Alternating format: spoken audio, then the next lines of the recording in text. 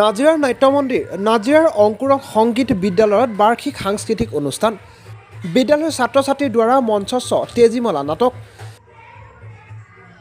নাজিৰাৰ অগ্ৰণী সংগীত শিক্ষানুষ্ঠান অংকুৰণ সংগীত বিদ্যালয়ৰ বাৰ্ষিক সাংস্কৃতিক অনুষ্ঠান নাজিৰা নাট্য মন্দিৰত বৰ্ণিল কাৰ্যসূচীৰে অনুষ্ঠিত কৰা হয়।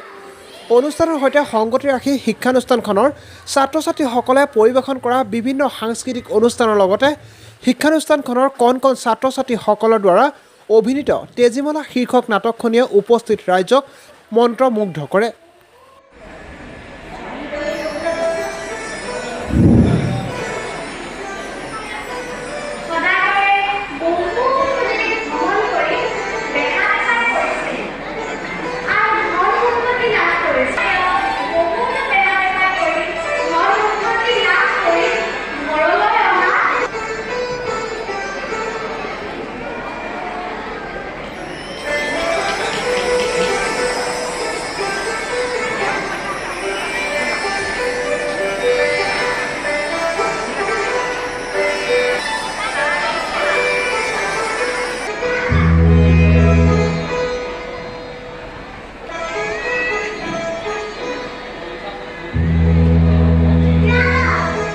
নমস্কাৰ।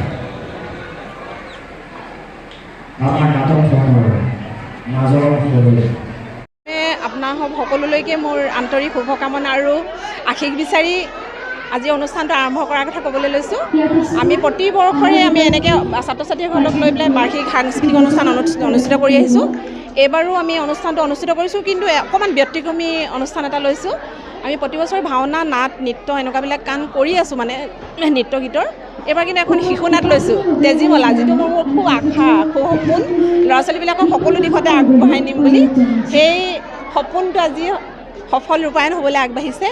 ভাল লাগিছে, মোৰ বহুত ভাল লাগিছে। বিশেষকৈ মোৰ অভিভাৱক ছাত্ৰ ছাত্ৰী মোৰ শিক্ষক মোৰ ষ্টাফ আছে 7জন, তেওঁলোক সকলোৰে সহযোগিতাতে অনুষ্ঠানটো অনুষ্ঠিত হৈছে। যিহেতু তেওঁলোক নাথাকিলেতো মই অনুষ্ঠানটো অকলে অনুষ্ঠিত কৰিব নোৱাৰোঁ। সহযোগিতাটো ভাল লাগিছে, কিন্তু আজি দৰ্শকৰ যিটো ভিৰ, মানে মই বহিবলৈ একো আসন দিব পৰা নাই, মোৰ সেইটোৱে বহুত বেয়া লাগিছে। বাকী অনুষ্ঠানটো সুকলমে পাৰ হৈছে, অনুষ্ঠান চলি আছে। নাটখন অলপ পিছতে যথেষ্ট সঁহাৰি পাইছোঁ আৰু এনেকুৱাবিলাক কাৰণেতো মই উৎসাহিত হওঁ কাম কৰিবলৈ।